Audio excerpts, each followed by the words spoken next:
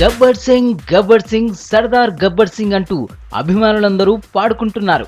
అయితే రిలీజ్ విషయంలో మాత్రం ఇప్పటికే కొన్ని కష్టాలు వెంటాడుతున్నాయి. మల్టీప్లెక్స్ లో మూవీ రిలీజ్ పై ఇంకా క్లారిటీ రాలేదు. 8వ తేదీ రిలీజ్ కాబోయే అన్ని థియేటర్లు ఇప్పటికే ఫిక్స్ అయ్యాయి. జిల్లాల్లోని అన్ని థియేటర్లలో ఫస్ట్ 3 డేస్ అడ్వాన్స్ బుకింగ్ కూడా ఓపెన్ చేసేశారు. స్పెషల్ షో టికెట్స్ కూడా హాట్ కేకుల్లా అమ్ముడుపోతున్నాయి.